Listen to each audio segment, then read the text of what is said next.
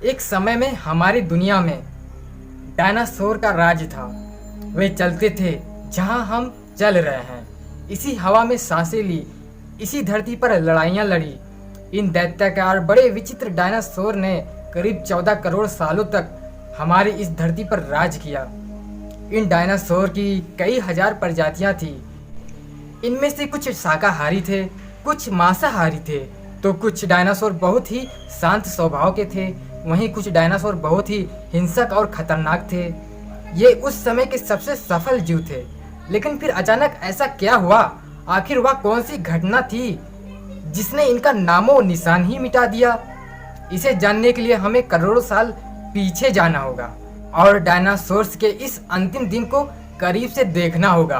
तो आइए चलते हैं आज से 65 मिलियन साल यानी कि 6 करोड़ 50 लाख साल पीछे। आज से करीब 6,500 करोड़ साल पहले धरती पर मौसम सामान्य था। चारों ओर सूरज की रोशनी बिखरी हुई थी।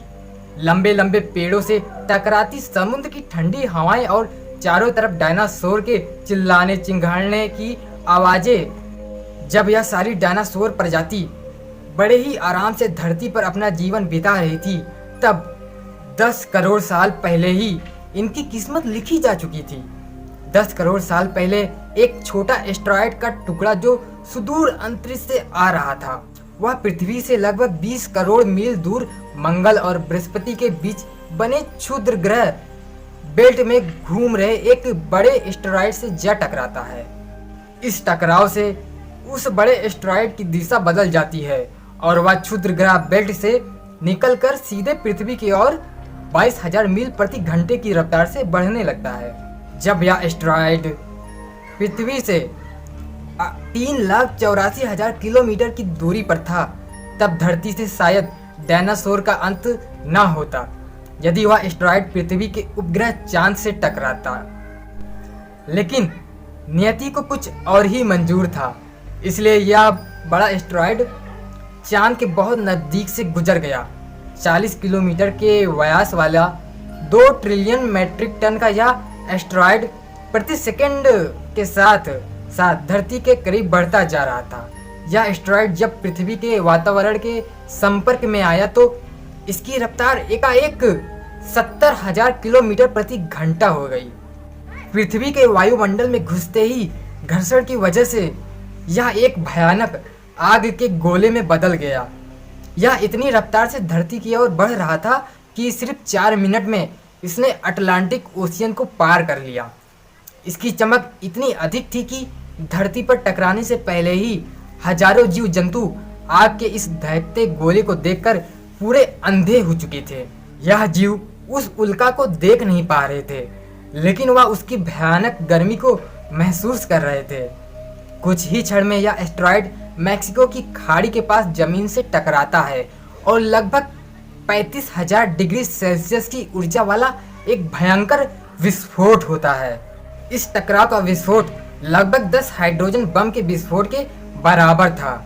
यह विस्फोट इतना शक्तिशाली था कि इसके टकराते ही धरती के लाख टन धातु अंतरिक्ष में चले गए। टकराव वाली जगह पर 180 किलोमीटर चौड़ा और 20 किलोमीटर गहरा गड्ढा बन गया। विस्फोट के कारण इस गड्ढे का सारा मेटल और पत्थर आसमान में धूल के बड़े बादल में तब्दील हो गया। 16 मिनट 14 सेकंड बाद जमीनी टकराव की वजह से धरती के अंदर चारों ओर 11.1 तीव्रता की भूकंप की तरंगें उठने लगी। इस वजह से समुद्र में विशालकाय लहरों का निर्माण हुआ और एक के बाद एक सुनामी की लहरें चारों तरफ बढ़ने लगी। भूकंपीय तरंगों ने सभी सक्रिय ज्वालामुखियों को दहका दिया, जिसके कारण जगह जगह डायनासोर का विनाश शुरू हो गया। धरती के महाविनाश की प्रक्रिया आरंभ हो चुकी थी। इस भयानक विस्फोट में रेडिएशन की मात्रा इतनी बढ़ गई कि इसके 800 किलोमीटर के दायरे में आने वाले सभी जीव जलकर पूरी तरह राख के ढेर में तब्दील हो गए थे। इस महाविनाश में उड़ने वाले डायनासोर इन जमीनी खतरों से तो बच निकले, लेकिन यह तो महाप्रलय बस शुरुआत मात्र थी।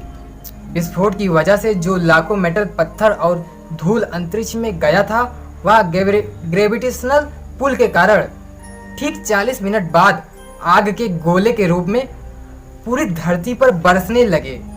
साथ ही धूल का एक बहुत बड़ा तूफान 6000 किलोमीटर प्रति घंटे की रफ्तार से पृथ्वी की दूसरी तरफ मौत लेकर आ रही थी। यह धूल के बादल कई किलोमीटर मोटे थे, जिसकी वजह से धरती पर सूरज की रोशनी का पहुंच पाना असंभव हो गया था। गर्म हवाओं का तापमान 100 डिग्री सेल्सियस से ज़्यादा हो जाने के कारण धरती पर पेड़ पौधों की लगभग सारी आबादी जलकर खाक हो गई थी। विस्फोट के 90 मिनट के बाद धरती का तापमान 200 डिग्री सेल्सियस तक बढ़ गया। इसकी वजह से जो डायनासोर्स विस्फोट के इलाकों से कोसों मील दूर थे, वह भी इस गर्मी से बच नहीं पाए। इस महाप्रलय से धरती की कुल 90% प्रजाति पूरी तरह खत्म हो गई थी और जो 10% जो धरती पर बच गए थे, उनमें से सिर्फ वही जीव जिंदा रह सके जिनका वजन 30 किलोग्राम से कम था।